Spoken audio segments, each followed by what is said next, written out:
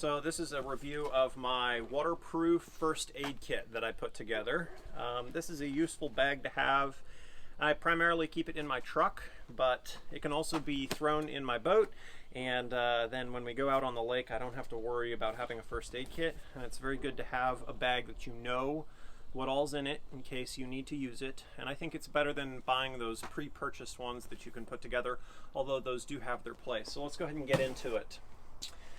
So the primary bag itself I got off Amazon, and it was 10 bucks for it. It's completely waterproof, and it has a very thick surface, so it can resist a lot of punctures, abrasions, things like that.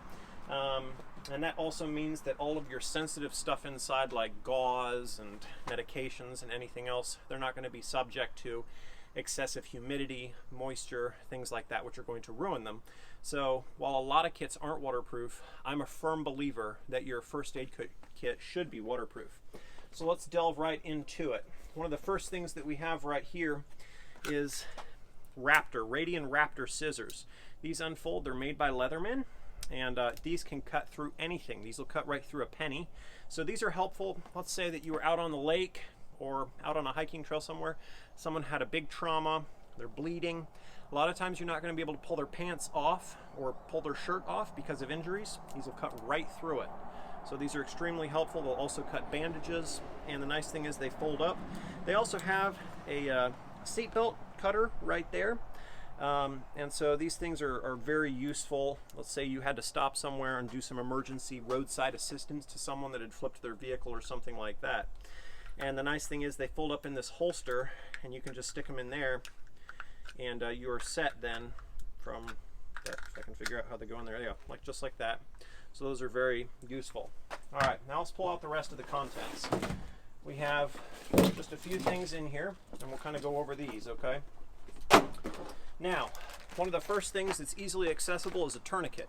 Now, this tourniquet, made by Recon Medical, is very good because in the event that you had a traumatic injury, you could pull this thing out and you could apply it and stop major bleeding. So let's say that you were towing somebody behind your boat, somebody came up from behind you and they were being unsafe, and there was someone that was downed in the water, and you had a propeller injury on the leg, bleeding profusely. You could put this thing over it. It has the windlass on it that you can tighten down and stop any kind of bleeding. That's going to be one of your main things that you need to have readily accessible at the front of the pack. The other things that I have in here, being a medical professional myself, stethoscope.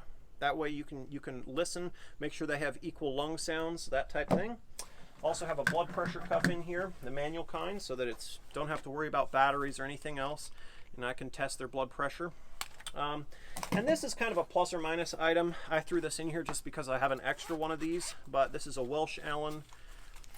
You have an otoscope, an ophthalmoscope, so that you can quickly look. Let's say you were out camping and a kid got a bug in his ear or something like that, and you wanted to look inside and make sure that there was nothing in there, make sure everything was clear. If you were worried about a tympanic membrane rupture or something like that, you could take a quick peek and see what was going on. So you don't necessarily have to have that in there. I just threw it in there because I have an extra one. Now, as far as medications go, I won't show all of these per se, but I have some medications that I myself have had that I've not used all of, but perhaps I have some extras laying around. So perhaps any old narcotics that you have laying around, muscle relaxers, Zofran for nausea, ibuprofen, if you have migraine, something like sumatriptan, Excedrin, maybe an albuterol inhaler if you have asthma or something like that. Those are useful things to keep in a medication bag, and I like to keep it in a Ziploc bag so that it's separate from everything else. Not that you should be giving your prescriptions out to anybody else, but it's a helpful thing to have on hand as an emergency kit. So let's put that over here. Now, the primary portion of the kit is this Black Hawk medical bag that's rolled up right here. And I really like this because it keeps everything compact, and yet in a moment's notice you can roll it out on a flat surface and have a lot of good kit in there, and it gives you a lot of options. Okay, so let's go through, come a little bit closer, and we'll kind of go through some of this together. So in this first few pouches right here, we have some gloves in case you had to deal with someone who was bleeding. We also have some alcohol hand sanitizers. We have a Purell thing that you can instantly wash your hands with. We also have some betadine swabs that you can sterilize. We have some large format band-aids, as well as some glue that you could glue a wound closed with. And then we have also some medications right here. These are going to be things that are going to help reduce inflammation, things like ibuprofen. It would be good to keep some Benadryl in here in case of an allergic reaction, some aspirin. Let's say you came across someone that was having some chest pain, that would be useful. Those are just some different things, and it's helpful to have them in individual packages so that you don't have to keep them in a big bottle.